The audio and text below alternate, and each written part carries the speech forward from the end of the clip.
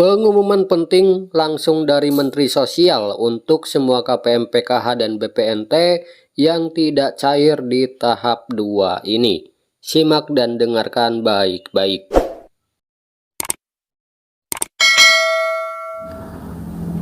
Saya sekali lagi ingin menyampaikan kepada masyarakat bahwa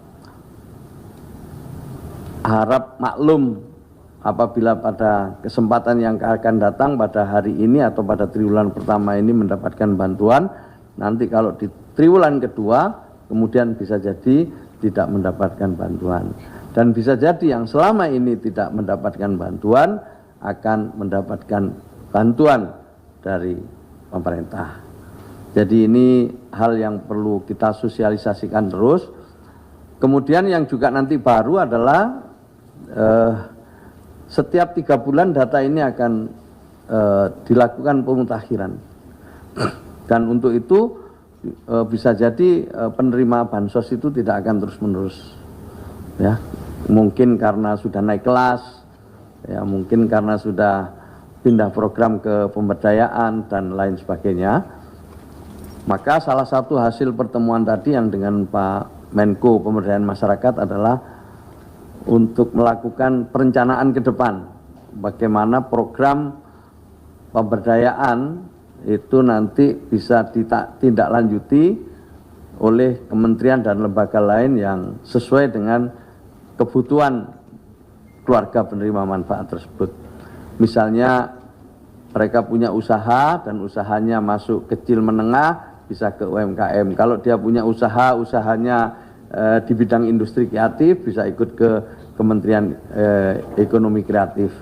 Kalau dia bergerak di dunia koperasi nanti bisa ditindaklanjuti oleh Kementerian Koperasi dan begitu seterusnya. Kalau mereka tidak usaha, pinginnya bekerja, maka bisa jadi nanti kita bekerja dengan Kementerian Tenaga Kerja dan kementerian-kementerian lain yang punya program untuk peningkatan kapasitas keterampilan dari mereka yang selama ini menjadi penerima manfaat dari Kementerian Sosial. Jadi ini program akan terus berkelanjutan seperti itu dan sebagaimana yang disampaikan oleh Pak Menko, kita punya target-target untuk menurunkan kemiskinan sesuai dengan arahan dari Presiden.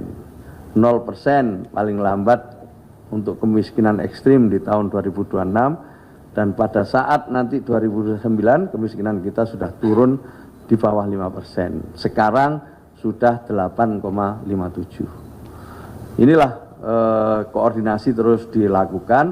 Kali ini Pak Menko berada di Kementerian Sosial, pada pertemuan yang lain akan pindah ke kementerian-kementerian lain.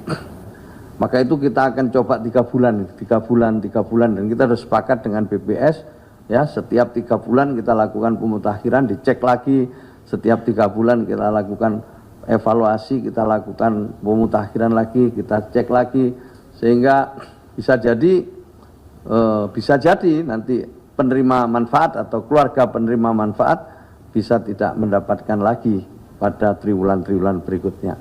Jadi ini perlu disampaikan supaya nanti masyarakat tidak katakanlah bingung gitu. Kenapa saya dapat, kenapa kemarin nggak dapat, sekarang nggak dapat dan lain sebagainya. Mungkin karena datanya sudah tidak sesuai lagi. Nah, kalau ada yang protes bagaimana? Silakan, boleh untuk protes, untuk usul lewat cek bansos itu.